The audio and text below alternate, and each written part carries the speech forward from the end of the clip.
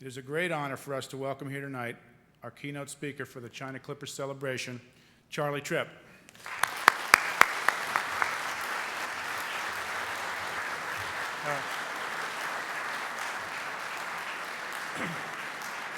Well, it's a great pleasure for me and sort of a thrill and a bit of a challenge to address so many Pan Amers here. Well, I guess we're all members of sort of the same family, and we're very proud of what happened 70 years ago today, or tomorrow. The China Clipper took off 22 years after Kitty Hawk, 8 years after Lindbergh flew the Atlantic. It marked the beginning of the international travel boom, which would forever change the world that we live in. Let me try to put that achievement in some perspective by going back 10 or 11 years, because that was when air transportation itself started. And it was a sort of a bumpy start. If we consider the essence of what happened to get an airline going, you can sort of put the things in 4 buckets. Entrepreneurial activity, route development activity, pushing the payload range, as you heard so nicely earlier today, U.S. and foreign landing rights, very hard, very murky, mail pay, which was more direct and not so complicated, and also the national interest items, both the good ones and the bad ones, and the complicated ones and the ones you didn't know about. Those were all issues that had to be faced by a small startup international airline. Let's consider what was going on in 1924. Aviation was very much in the news. Brigadier General Billy Mitchell, he was the hero of the U.S. Expeditionary Air Force activities in France in World War I. He was getting very frustrated with his Army bosses. So he charged, he said, "The hell with these guys, I'll take it to the Congress, I'll take it to the people." He said that the continued neglect of American military air power was endangering the national security. This was in 1924. So a public debate, evolved, and as part of that public debate, there were a lot of people who were wondering about what was going to happen to the mail, carrying the mail, and all these barnstormers that were sometimes knocking down church steeples, and the whole things that was going on. And so a commission was appointed, and that commission came up with, well, our oceans are pretty wide. We don't have to worry about any military threats. So poor Mitchell was court-martialed, and he left the Corps. Then he said, they came up with the idea, maybe what we should do is try to stabilize this entrepreneurial barnstorming type activity that is threatening, taking away our kids and changing the way we live and making too much noise and endangering our buildings and everything else. Maybe we better get this under control. And so the commission was appointed, and they concluded that we better have a mail pay policy, a way of carrying the mail, because you could carry the mail much quicker than you could on a railroad or on a truck. So that's what happened, and the Kelly Airmail Act was passed in early 1925. And my dad, he was a World War I pilot, and he never got overseas, but at age 28, he started with his friends a new company. And that new company started to proceed to get airmail contracts in the East. Trippe may have been somewhat ahead of some of his competitors, and there were a lot of people who read about the airmail, and a lot of them had learned to fly, and it was a romantic, wonderful thing to do. It sounded like a good thing. And so there was lots of competition. But my dad had left a Wall Street job to organize an airline charter company. He hired several pilots. He changed the war surplus airplane that he bought so he could crowd a couple in, a man and a wife, as well as a pilot, and he started selling seats to Long Island and to Newport and all this kind of stuff. But he also contacted United Fruit, and he sold them a contract to carry the contracts to where they had to be for sugar and all the kinds of things that were being shipped off back to the capital city, and that would get the stuff out 2 days earlier, and it would pay for the airplane many times over. He also met with, he fangled introduction to Congressman Kelly before Congressman Kelly really realized that he was going to produce the mail bill. And he told him about, these are the kind of guys that are going to fly your mail. You better get it organized, and this is what you have to do. And I guess Congressman Kelly, patted him on the back and thanked him as an enthusiastic young man. But he went to the post office and he said, you guys don't realize what a fly-by-night, a fly-by-the-seat of the pants guy is. You got to put in some rules and regulations. There ought to be rules for, companies that are organized. You just can't just award the bids and then see what happens. You get people killed. So he also met with airplane enthusiasts in New York, Boston, Buffalo, which was halfway to Chicago, and Chicago, stepping stones to fly airplanes around the U.S. He spent also endless hours in the New York Public Library looking for maps, finding stepping stones to the Orient and also to Europe. Well, he couldn't find Wake Island or any way to get from Midway to Guam, even then. This was in 1924. But he found some stuff, some old logs of sailing vessels and so forth, and he knew there was a place there. But, he filed it away. I'm going to talk about payload range because that probably was the most important issue. If you could solve the payload range before the next guy, then you could have a successful airline. If you were late, you couldn't. So that was a big deal. My dad worked for Tony Fokker, and someone was talking about the Germans and how they couldn't have their factories and so forth. Tony Fokker designed the airplane that the bad Red Baron flew, right? He was a very smart guy. He was almost as smart as Sikorsky, maybe different. He had more experience with little airplanes. But he had a new 3-engine aircraft and with an expanded passenger area. And my dad sort of befriended him and so forth. And, in those days, it was a pretty small community. About the size of the people in this room, I think, were these aviation guys that were entrepreneurs. And he convinced, or maybe Fokker convinced him, that they went on a sort of a demonstration ride down the coast of the U.S. and ended up in Havana. And while he was in Havana, my dad sort of got a classmate of his that went to Yale that was somehow in Havana, and a lawyer, and he got the dictator then of Cuba to give him a letter saying, if you bring a plane like this down here, we'll let you in and we'll let you go beyond. And that was a very important thing because it gave the group that started Pan Am the inside track to go beyond Cuba to the rest of the Caribbean. So Trippe's new company that he formed with his pals, what did it need? It needed funds and it needed credibility. They were only kids. So they merged it with another startup companies whose owners were, in their 30s and 40s and 50s, and some of them even had been jobs in Hartford that were important. And they merged the company together. And together they won the first airmail contract number 1. And of course, the guys who were doing all the work, the young guys, immediately pushed for contract number 2 to get to Chicago. Well, the income from these mail things weren't coming in as quickly as the expenditures to get new mail contracts were going out.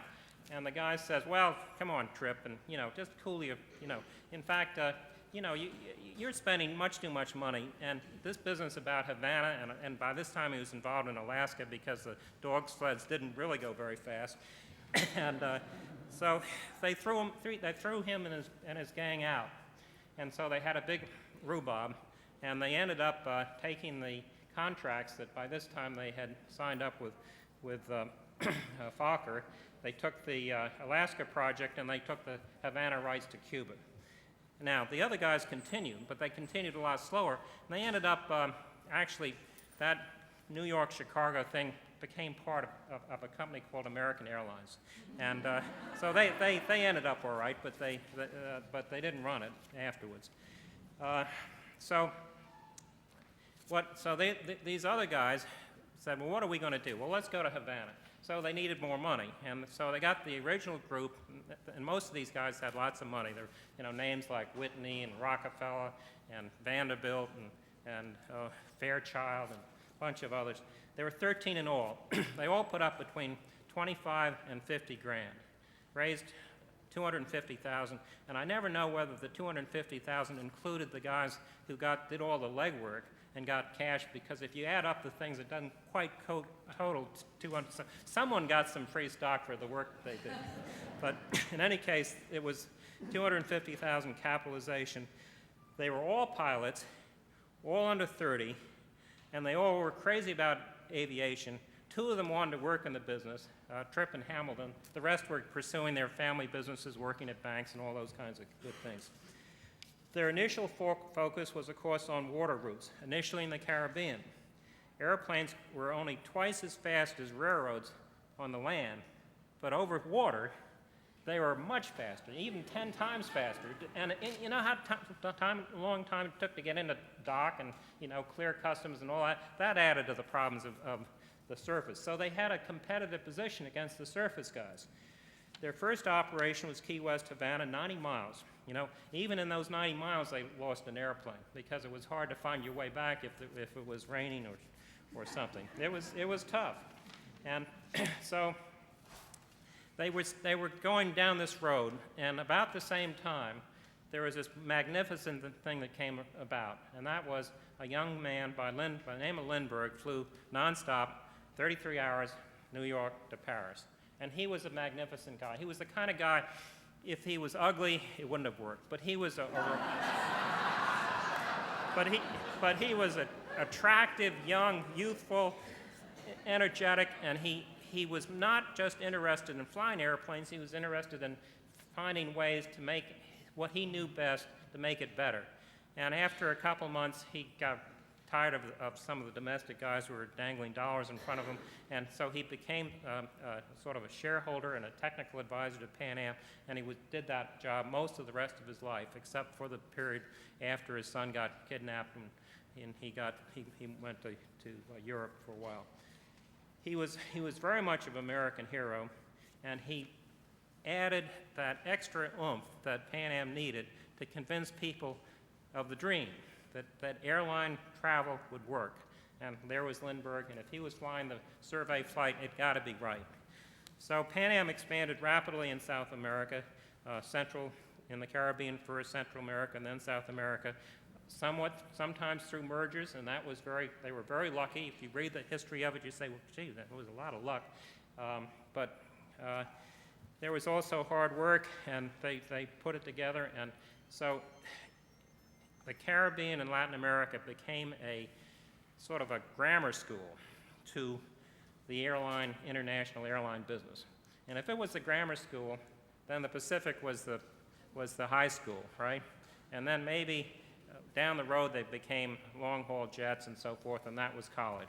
But the Pan Am organization was probably its best thing, its strongest thing, and I'm just going to talk a little bit about it. Most of you guys in this room know much more about it than I do.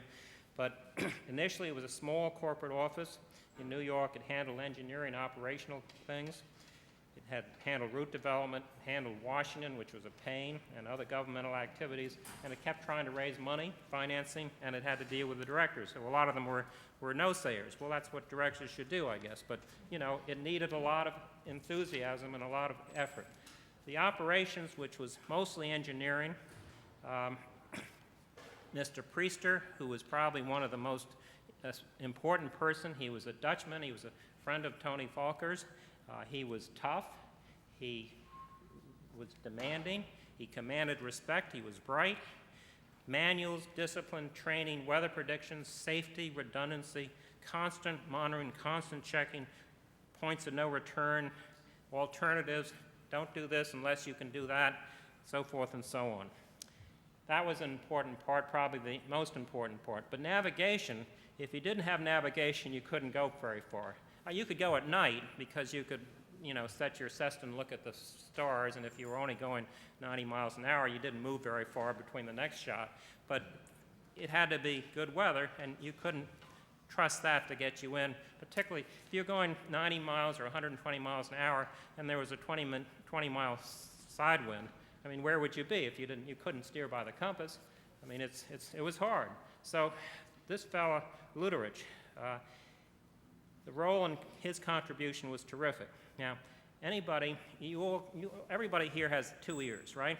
And if you put your hand over your eyes, you can probably, if I move over here, you probably can tell that I've moved, right? At least within 20%.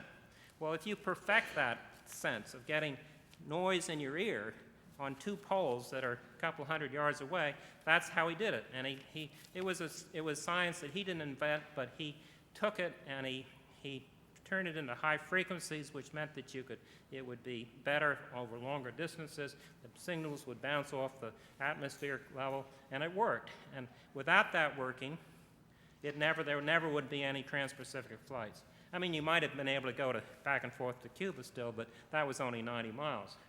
So that was a tremendous breakthrough. He was ex-RCA, he was hired by Trippe. Trippe gave him no budget constraints, which is about the craziest thing you could expect Trippe to do. But he invented this practical direction finder for ocean flying, and it was terrific. The route development activities, and this shows that the guys in the Caribbean that were developing it, they really were focusing on other things. Lindbergh and his new wife, Anne, they flew to the Orient, as we know. And that was a heroic flight, and the fact that they went to the Orient first rather than to Europe first, it almost looked like it would be easier that way. And of course, in those days, Russia was more stable and China was more stable, and it seemed like the right thing to do. And Japan, was not in its warlike mood. So they went there first. Then in 1932, the next big thing that Pan Am did was to buy its way into CNAC. The real estate business, you have a thing is that the third guy that buys the project usually makes money. Well, Pan Am was the second guy. Did it make money? Well, a little bit here and there, but it was a terrific adventure and a terrific part of Pan Am. That story's been told. I won't tell it again, but CNAC had a big operation. If you look at the size of China compared to the Caribbean, for example, those guys were doing magnificent things in really a very interesting area. So they did that in 1932. Lindbergh introduced to Trippe the guy who had financed his Spirit of St. Louis, and he had gotten in trouble in the Depression. His name was Bixby, a wonderful guy. I don't think any of his family are here. They live but they're still involved. He was a great guy, and he went to China, and with his pals Bond and a bunch of other guys, they did magnificent things. On the Atlantic, Lindbergh and his wife did a detailed, courageous survey on the Great Circle route to Europe. And if you look at where they flew places where, if you had to, you could come down around the British Isles, because the British wouldn't let you land unless they could do it as well as you could. And that was obvious from day one. But they thought that, well, maybe they'll get, maybe there'll be pressure if we overfly them or something like that. But Lindbergh, in I guess that was 33, he did this wonderful study, and he ended up coming back across the South Atlantic. Now, the Atlantic landing right negotiations went on and on. There was a wonderful tri-party agreement done among eager, enthusiastic airline executives. And they all signed it up. Trippe was able to persuade them, since half the traffic started in the U.S. and half in Europe, that Pan Am should get half the revenue, and they should split it, the rest up 25%, 25%. I don't know how he got them to sign, and one of them was a Frenchman. But anyway, that was done. Now, their governments didn't pay much attention to it, but they thought it was a start anyway. Now, the payload range curve. When you see, if you try to refresh your memory and go back and say, well, what was the range of that airplane? You get different numbers for different locations at different times, and that was because even an airplane that was designed and built, it would change its range rapidly, and usually for the better. And sometimes, and it depended on the mail loads, because if you carried a lot of mail loads, you couldn't carry many passengers. So this payload range thing it was a judgment thing. You could plot it, and everybody did, but it's still, when you look at it, you couldn't just say this was it. But if you look at the numbers, the Fokker had like 785 miles, maybe you better read 300. The S-38 had 575, maybe you better read 350, right? but you could land in the water. And the Fokkers that they bought, which they bought for going to Chicago, yeah, they went to Havana, and they went down a little bit, and they went out of Mexico to the Panama Canal, but it was the S-38 that did it. And that was a great airplane, and it was a great thing for Pan Am.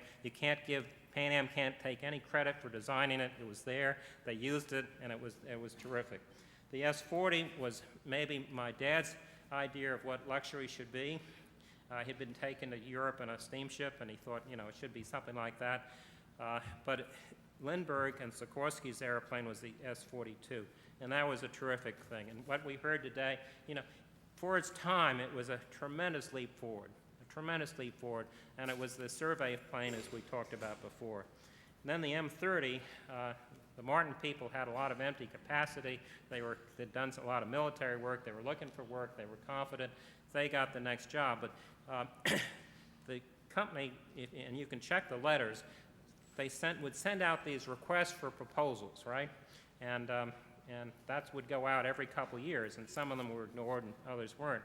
But Lindbergh, of course, had this chummy relationship with Sikorsky, but he was tough, and he participated in every engineering decision in Pan Am, I think up through, I remember I was involved in business jet, and he would not let us carry any fuselage fuel on the three-engine Falcon 50.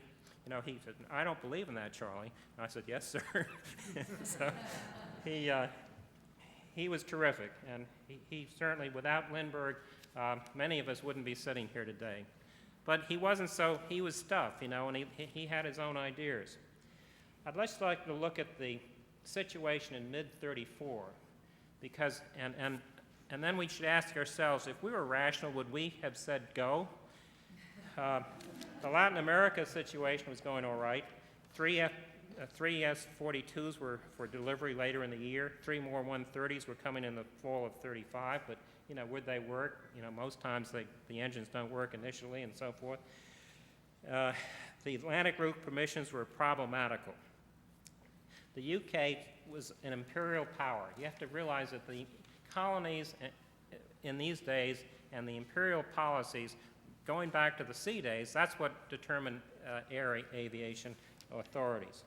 So they wouldn't let American carriers land unless UK equipment and UK airlines could operate roughly parallel. So that wasn't going to happen. The north of the Orient routes, the Great Circle routes, which is what the obvious thing to do would be, they were blocked.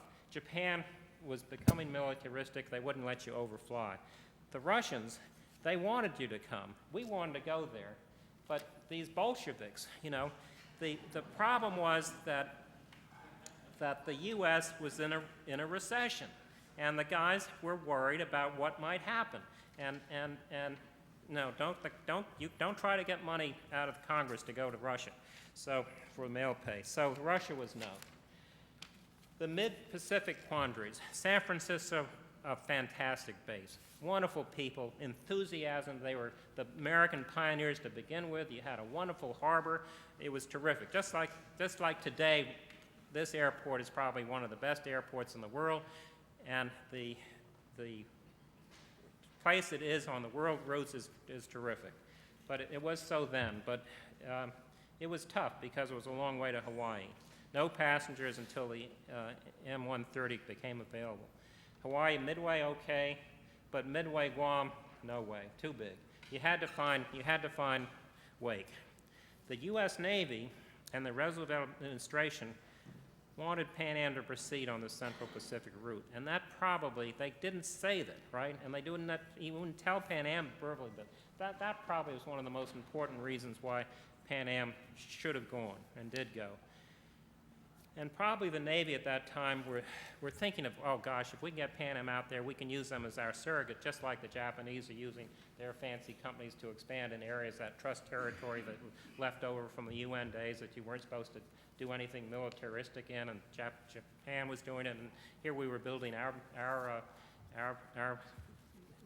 right on the edge of it, going through Wake. So, but anyway, the Democrats had won the election, and in 1934 were investigating, just like you have these congressional investigations right now. They were investigating the mail pay situation. And of course, if you came up with mail pay plans in 1923, or 24 or 25, 6 or 8 years later, you had a different thing. I mean, passengers came in, the rates should be changed. You had different economies. You didn't have to stop every place. And so they needed to change it. But they were proving that the New Deal policies, i.e. government control everything, was the right way to go. And of course, these guys that invested in the business, they wanted to keep it. So the industry was outraged when Mr. Roosevelt issued an executive order confirming that the airmail contracts could be canceled and directing the U.S. Army to fly it. Well, the pilots weren't trained. 10 of them were killed in a short time. The airlines were then finally given a 1-year temporary extension. The initial focus was on domestic, but everything that they always said, and international after it. So on July 11th, 1934, that's getting pretty close to the time we have to start our thing, Roosevelt signed an executive order requiring PAA to present on January 3rd, 1935, its side of this mail contract review. And what does that mean? I mean, you know, what does it mean when they cancel and send Army guys to fly the mail? You don't know what's going to happen. Maybe the Navy will take over. So U.S. politics were difficult. Transatlantic issues were difficult. So did it make sense to proceed? Well, they had the airplanes. They had the momentum. They could have used the airplanes in Latin America. I mean, the number of carriers, as someone said, was not great. However, it was tough because the Japanese market was deteriorating. There was already a war going over there. Several noted aviation buffs campaigned in the press, and the press built it up. 2 of the Pan Am directors retired or walked out. There was a lot of discussion. It wasn't something, yeah, this is the right thing to do. It wasn't like building the Transcontinental Railroad. You know, as night follows day, you just follow the route and get it done. This was something debated.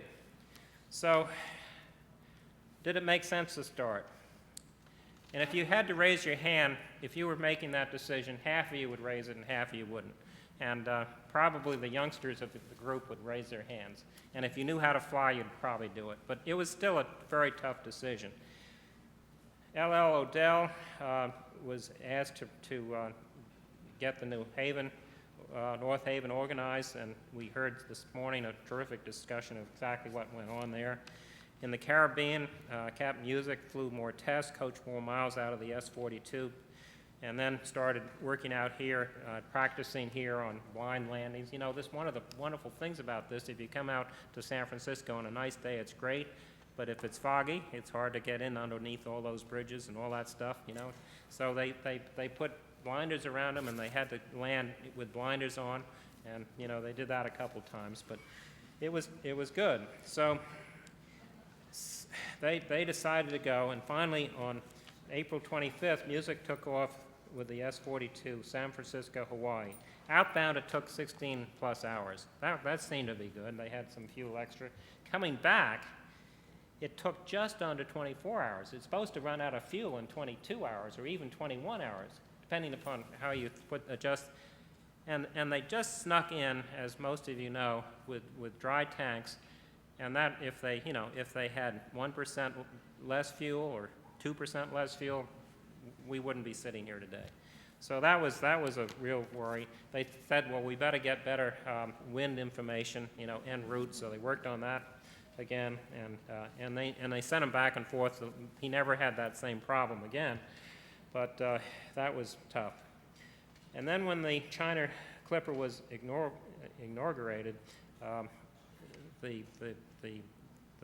the China Clipper made good progress. It was a bigger airplane. They still wouldn't let any passengers on it, which was probably smart. And things went better. Now, we heard about Juan Trippe's pals. Well, he tried to make them his pals. He worked very hard on it. They were publishers. And you know, publishers in that era had tremendous power. And so if you could get them enthused, if you could get someone enthused, and they controlled most of the newspapers in the United States. They, together with their pals, their other competitors, you get them sitting on your airplane and send them across. They became believers, right? And so those were Juan Trippe's pals. And that was always the thing that they did. Every time they had a new route, after things settled down a bit and they got some of the cobwebs out of it and the difficulties solved, they'd put a load of publishers on the airplane. That happened through the 747 era. That was very good. So things were going better. I mean, they weren't making any money. It was hard to make money with those kinds of loads and those kinds of expenditures. But in 1937, two major things happened. Music, who was a fantastic guy, on a survey to New England lost an engine, and then he was dumping his fuel, and there was an explosion, and the plane went up, and he died, and his crew died. And he was the guy who had been the Pan Am chief pilot almost from day one. He was a quiet guy, not a barnstorming guy, but I guess if you go back far enough, he did some barnstorming. But that was an awful loss. And the other big loss is much more mercurial, and who knows what the facts are. But on July 27, 1937, the Hawaii Clipper, carrying 6 passengers and a crew of 9, disappeared between Guam and Manila. There is some evidence that the plane was hijacked, and that was a word that came into lexicon later. But there's some evidence that the plane was taken by the Japanese. And here are the reasons. Despite long and thorough search, no wreckage from the plane was found, and there was people all over that area because the U.S. Navy was out there watching the Japanese. So there was a Chinese gentleman carrying a bag with several $1 million. Was it $2.5 million or $3 million or $1.5? We don't know, but it was a lot of money. And he was taking it personally to give it to General Chiang Kai-shek, who needed it badly. And who didn't want him to give him the money? The Japanese. So that's another reason. Another thing was that it was reported that the Japanese Clipper took off with his tail heavy. Now, if you had 2 extra guys in the back hidden away, and it took off, that was a sign. Doesn't mean that they really was heavy. Maybe it was a mistaken liftoff. But then also there had been 3 previous efforts by Japanese nationals to sabotage the operation. The navigation, these poles that we talked about for navigation, those were snipped, and they found them, and so some of the early flights would have gone down if those poles if they hadn't found the thing. They were another place they had underwater obstacles that had been put in just where the Clipper would land, and so that would cut its belly out on landing. That were also problems. And there was a third one having to do with mechanical things that were reportedly Japanese. So there was evidence that they did it, but it wasn't reported. There was a guy who was an admiral in World War II who was in the Pacific area that told my dad, and my dad has reported this story to others, that the Japanese also took the engines on the China Clipper and copied them. And they even copied it down to the serial number that on one of the engines, every engine had a different serial number, but the magnetos on one of the engines were copied on most of the zeros that used the same kind of engines. Now, that seemed to be pretty good evidence. There was also another Japanese flying boat that looked like the airplane. It was called Marvis, and it had the same design, had a little higher tail. But how could they have developed it that quickly? You know, they copied it, right? So anyway, if we could get, you know, one of these movie guys to do a story on that, it'd be much better than talking about Howard Hughes. I'd just like to conclude by saying one thing. The Pacific was a great American enterprise.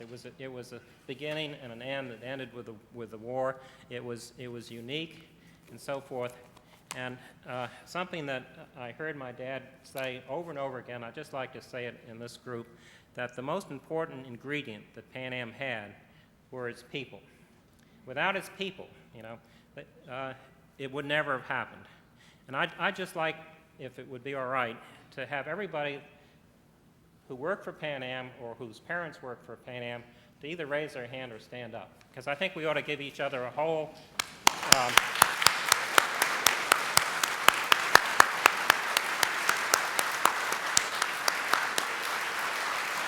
hell of a good group.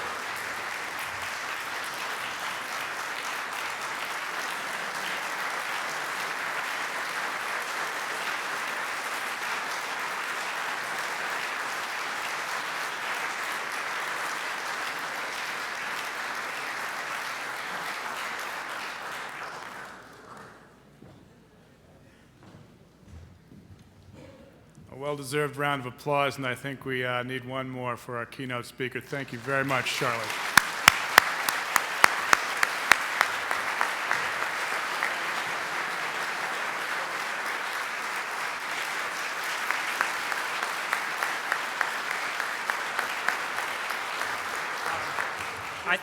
We will take questions. Yeah, if it's all right. I think I got most of it right, but anybody should correct me so that there's not misinformation around. And I'd welcome that. And if there are no other questions, what I'd just like to say about my dad, he was a remarkable guy. He was vilified a lot in the press and so forth like that, but he was a straight, his integrity probably was as important to him as anything else. He was very much of a family man. He spent a lot of time at work, but when he came home, he was with the family. He was a terrific father. Kids all loved him. He had time for us, you know. He was a remarkable guy, and he had interests outside of Pan Am. He was involved in, for example, other boards of directors. He rode up in the Chrysler building once with Mr. Chrysler, and he said, "Mr. Chrysler, you know, that car will go much faster forward. I mean, backwards than forward." And it was, of course, it was sloped like this, and he wanted to make it slope. And he says, "Young man, get off the elevator." Anyway, he went on the Chrysler board, and he had a lot of other things. He had broad interests, and he was a remarkable guy. He had this policy of not being paid anything more than the chairman of the CAB. And if he was only paid 25 grand a year, I mean, that meant that everybody else had to be paid less than him. And that may have been an excuse, but, but how he was able to keep the kind of guys that he did for year after year with the kind of payroll that they had, that was probably overall it was a mistake. But he really loved the Pan Am family, and he was proud of it, and I think most of the people who worked with him liked him. Thank you.